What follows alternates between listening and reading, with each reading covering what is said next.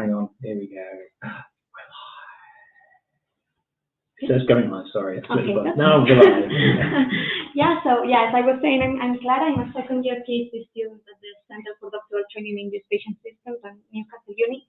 And for today, I'm going to present an overview of my PhD topic, but then I will focus on the first phase of this project. So the overall topic is visiting shape assessing the impact of urban morphology and accessibility to urban amenities. Basically, there are two key concepts in this title.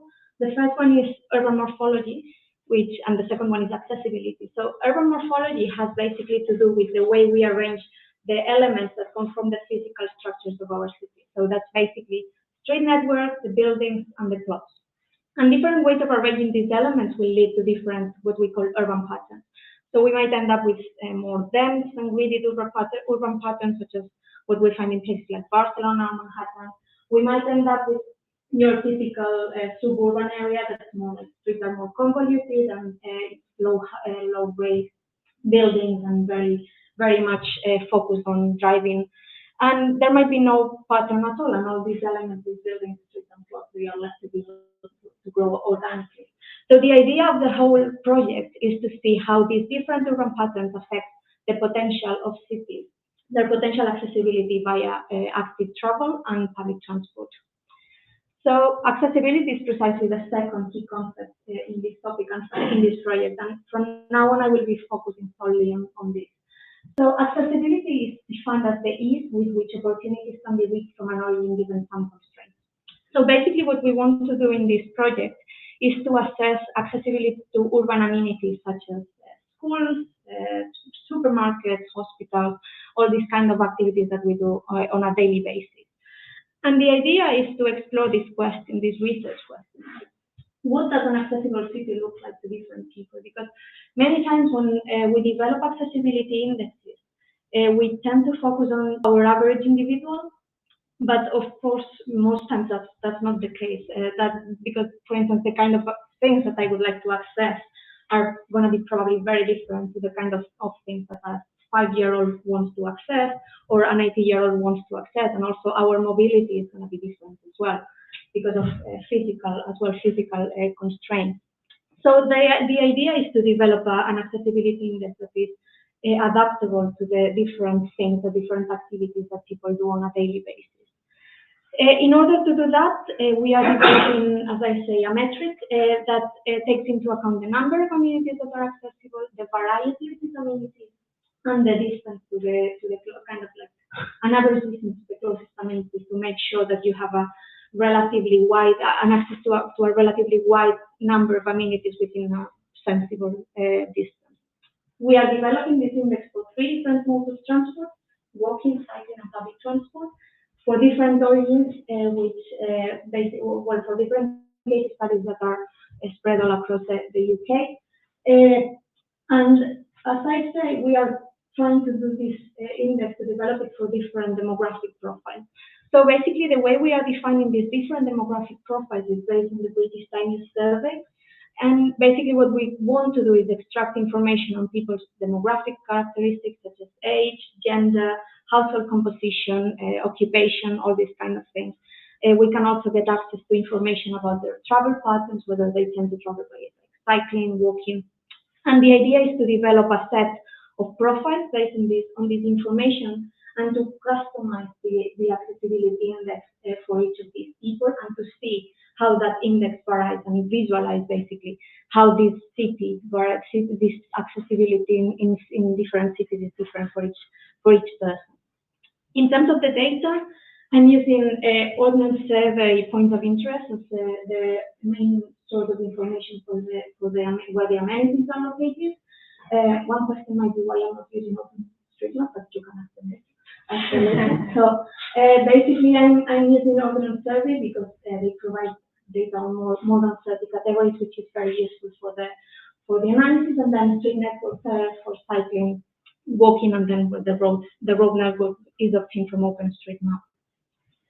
In terms of methods, everything is open source. I'm using R mainly. The libraries in particular I'm using is R5R and accessibility, which are designed and developed specifically to how to do accessibility analysis.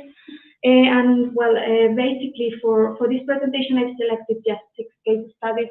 This is based on a larger presentation, but some of the stuff, we can talk about that later if you're interested. Some of the stuff is not included here. But basically for this presentation, I've included kind of two samples of demographic groups, which are basically adults and seniors. The only difference between adults and seniors is going to be the walking speed. I've used as well two different modes of transport. I haven't included public transport yet, so I'm going to present some results for walking and cycling. And for the bigger analysis, I have used 3 different time cutoffs, 15, 30, and 45 minutes. And I have also included elevation in order to make the analysis more realistic. So,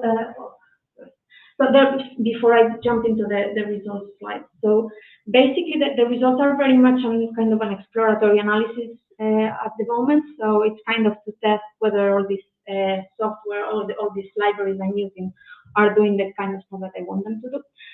But they are also interesting results in the sense that they provide us with some valuable information on what, as I say, what do the different visualizations tell us about what the different accessibility indexes will look like to different groups.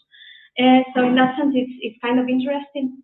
And then the last slide of results I will present you has to do as well, or tells us some stuff about like what I was saying at the beginning about the urban morphology side of the project that I will be exploring next year.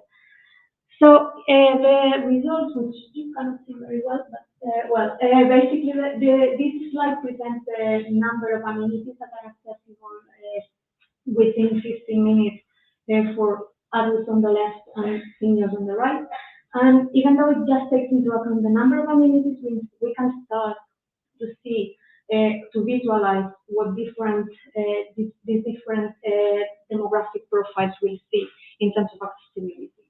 So we see, of course, that accessibility for adults is going to be much wider than accessibility for seniors. I haven't yet implemented the different amenities, the weighting of amenities that I will implement once I get the demographic profile.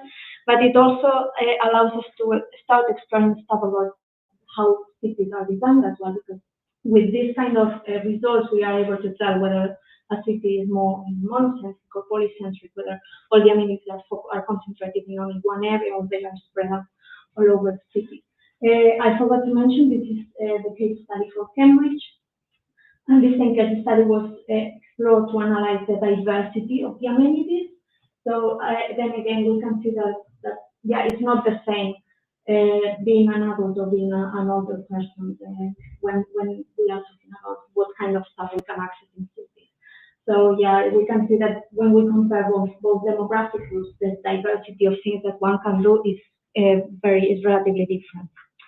And finally, in this slide, I present like the cumulative access function, which basically tells us what percentage of people have access, in this case, to the closest primary school in certain thresholds, certain thresholds for the 6 case studies that I am presenting here, the Cambridge, Cardiff, Glasgow, Milton Keynes, Newcastle, and Nottingham. And I'm presenting the results for adults walking, who walk, for cyclists, and for seniors. And what we can see is that, for instance, what I was mentioning before about how urban form might be affected is, for instance, with cities like Cambridge or Nottingham, who have put quite a lot of effort into making this, particularly Cambridge, to making a very wide and very accessible cyclable network, and we see that on the output of the analysis.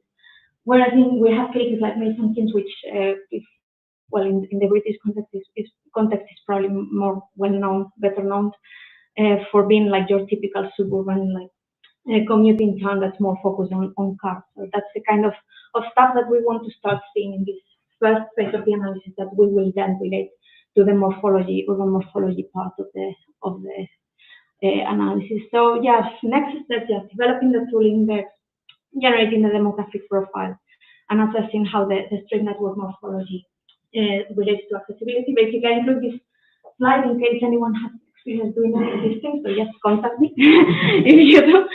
And yeah, basically those are my email and Twitter and Mastodon profile. So yeah, thanks.